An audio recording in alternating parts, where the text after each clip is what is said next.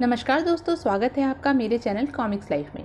शुरू करते हैं भेड़िया की अमर प्रेम सीरीज प्रेम प्रतीक। पिछले अंक प्रेम तड़प में हमने देखा पराक्षी की लाश देखकर शैतान का पुजारी रचित तड़प उठा। शैतान ने उसे ओथेपो का ताज लाने की जिम्मेदारी सौंप दी। जंगल में एक रहस्यमय रुदन का तीव्र एवं कर्कश स्वर सुनकर कोबी की बोलती भी बंद हो गई। जंगल में भगदड़ मच गई, जिसे रोकने के लिए चल पड़े फूजो और भेड़िया। जंगल में मिली अधखाई लाशें।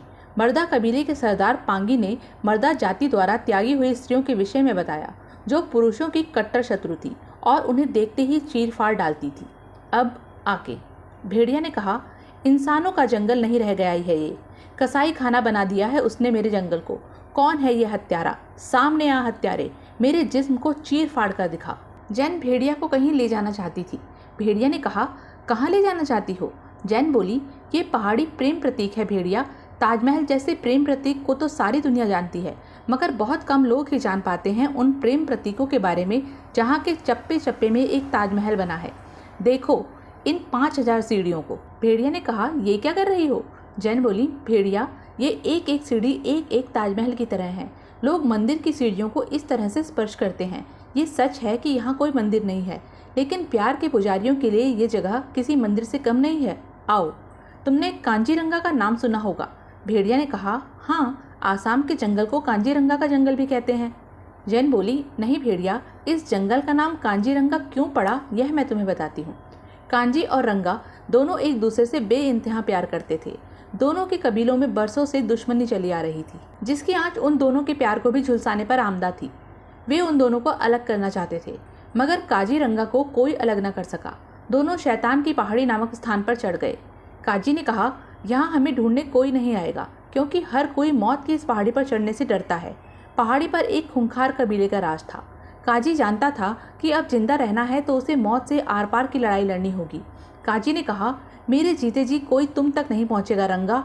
रंगा बोली, तुम्हारी जीत होगी काजी, ये मेरा विश्वास है।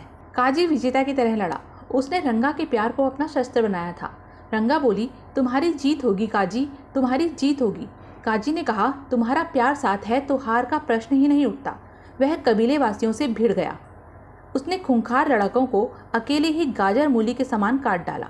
मौत की पहाड़ी को उन्होंने अपने प्यार से सहेजकर स्वर्ग बना डाला। रंगा ने कहा, ईश्वर का धन्यवाद करो काजी, उसी ने ये जन्नत हमें बख्शी है। एक दिन पहाड़ी पर से रंगा का पैर फिसल गया। काजी ने कहा, संभल कर। रंगा बोली, मेरा पाँव मुड़ गया है। काजी ने कहा, नहीं, अब ऐसे काम नहीं चलेगा। रंगा ने कहा, ये क्या कर रहे हो काजी? काजी बोला, तुम्हारे पाँव को सीढ़ियों की ज़रूरत है, मैं इन्हें बार बार चट्टानों की निर्मलता सहने नहीं दूंगा। रंगा ने कहा, नहीं, ये आसान नहीं होगा, ऐसा मत करो। उसके जुनून ने वह दुष्कर कार्य भी कर डाला। काजी बोला, मैं तो फौलाद को भी चीर डालता रंगा, ये तो मामूली चट्टाने थी। रंगा काजी के प्रेम में अभिभूत होकर उससे लिपट गई। रंगा ने कहा, प्रेम की प्रतीक हैं ये सीढ़ियाँ, जो अपने हाथों पर जख्म खाकर तुमने मेरे लिए बनाई हैं। ईश्वर से मेरी विनती है कि तुम्हारी बाहों में ही दम तोड़ूं। जैन बोली, मगर इस मामले में बदनसीब निकली रंगा। 65 साल की उम्र में काजी की मौत हो गई भेड़िया। काजी की याद में रंगा ने भी जल्दी ही दम तोड़ दिया। इस प्रकार उनके प्रेम के साथ ही अमर हो गई ये जगह और यहाँ का चप्पा चप्पा। भेड़िया, अब यहाँ प्रेमी जन अपने प्यार की लंबी उम्र की दुआ मांगने आते हैं। कहते हैं, काजी रंगा की कब्रों पर श्वेत पुष्प अर्पित करो तो प्रेम अमर हो जाता है। भेड़िया ने कहा, मेरे प्रेम को अमर होने के लिए किसी प्रेम प्रतीक की आवश्यकता नहीं है जैन, वो तो खुद अमर प्रेम का प्रतीक है। जैन बोली, जानती हूँ, तुम्हारे और सुकन्या के अमर प्रेम का प्रतीक। तभी एक आवाज़ आई, बचाओ। भेड़िया ने कहा, कोई और भी यहाँ है। एक पेड़ पर शव को लटके देखकर भेड़िया बोला, अरे ये शव? ओ नहीं। तभी एक आदमी उनके ऊपर गिरा। जैन ने कहा, बचाओ की चीख इसी की थी। भेड़िया ने झाड़ियाँ हटाकर दूसरी ओर झाँका। भेड़िया बोला, ओह, वो जा रही हैं, ये तो स्त्रियां हैं, इनका पीछा करना होगा। जैन बोली, भेड़िया संभल कर, वो खतरनाक है, उस पुरुष की बेरहमी से हत्या भी इन्होंने ही की होगी। भेड़िया ने कहा, इसका फैसला तो उनसे मेरा सामना होने के बाद ही होगा। भेड़िया ने उनका पीछा किया और बोला, हाँ, इनके नाखूनों पर ताजा रक्त लगा है, ये करतूत इन्हीं की है। ये मर्दा जाति की ही बागी स्त्रियां हैं, मैं इन्हें छोड़ूंगा नहीं। जंगल में कल भी मिली थी पुरुषों की चिरी फटी लाशें। ओह, ये तो जबरदस्त उछलनियाँ और कूदनियाँ हैं। कहाँ जाएंगी आज ये? मैं साए की तरह इनके पीछे हूँ।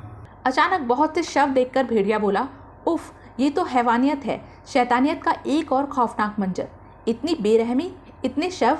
तभी एक स्त्री ने भेड़िया पर वार किया। वह बोली, अब इन शवों में एक शव और बढ़ जाएगा। बहुत सी स्त्रियों ने भेड़िया पर वार किया और बोली, ये स्त्री कबीला है, पुरुषों को इस क्षेत्र के इर्द गिर्द भी भटकने की इजाजत नहीं, और तू एक पुरुष होकर हमारे कबीले में ही चला आया। तभी जैन ने कहा, भेड़िया बचो। भेड़िया बोला, ये बेहद आक्रामक हैं।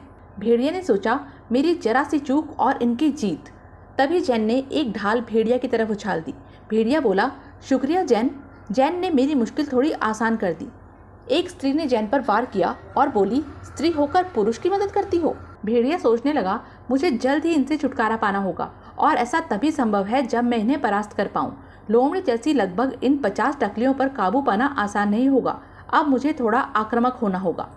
जैन ने कहा, मैं भेड़िया के साथ हूँ, और उसने भी स्त्रियों पर वार करना शुरू किया। जैन ने एक बड़ी चट्टान उनके ऊपर ढकेल दी। एक स्त्री ने जैन को पकड़ लिया और बोली, बस अब कोई हरकत न करना भेड़िया, वरना उसकी जान पहले जाएगी।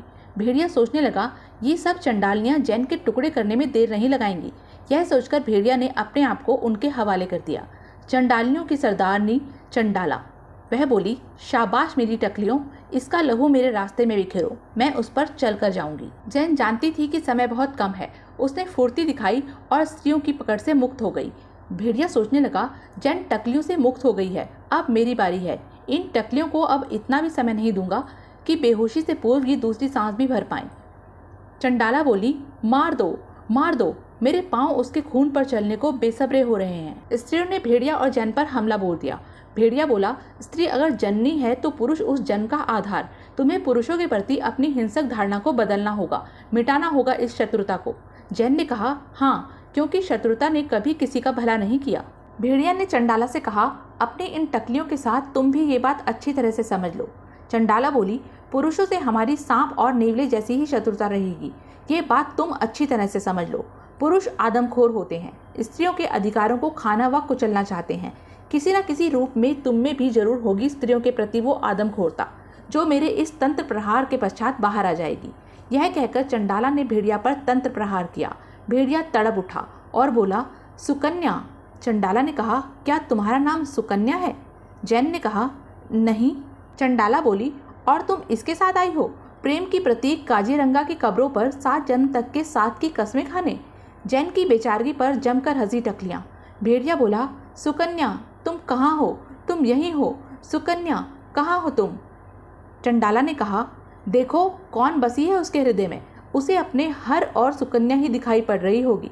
यही है पुरुषों की आदमखोरता, इसलिए पुरुषों से हमारी शत्रुता कभी खत्म नहीं होगी।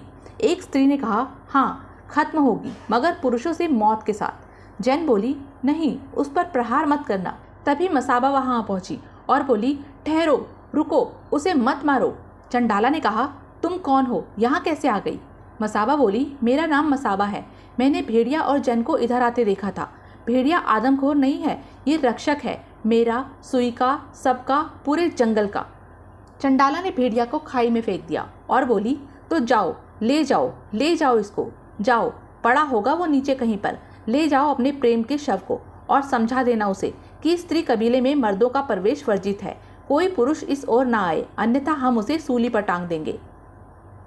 एक स्त्री ने कहा, हम अपने शिकार की लाशों को भी यही चट्टानों में दफन कर देते हैं, तुमने उसे क्षेत्र से बाहर जिंदा ही फेंक दिया? चंडाला बोली, हाँ, क्योंकि उसकी जान की सलामती मांगने वाली वो नन्ही बच्ची मर्दा जाति की थी। मर्दा जाति की स्त्रियों की आंखों के खास भूरे रंग और पुतली को मैं अच्छी तरह से पहचानती हूँ। भेड़िया जैसे नींद से जागा। भेड़िया ने कहा, मैं यहाँ कैसे आ गया? जैन बोली, फूजो बाबा की कोशिशों से तुम्हें 2 दिन बाद होश आया है। भेड़िया ने कहा, मैं तो स्त्री कबीले की खूंखार टकलियों से मुकाबला कर रहा था, उन्होंने मुझे पहाड़ी से नीचे फेंक दिया था।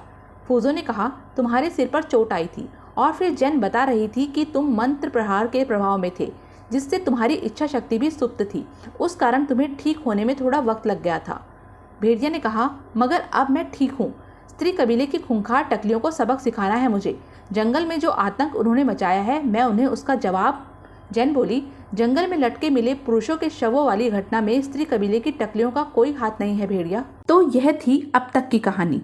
आगे की कहानी जानने के लिए बने रहें मेरे साथ, और हाँ, मेरे चैनल को लाइक, शेयर और सब्सक्राइब करना ना भूलें। धन्यवाद।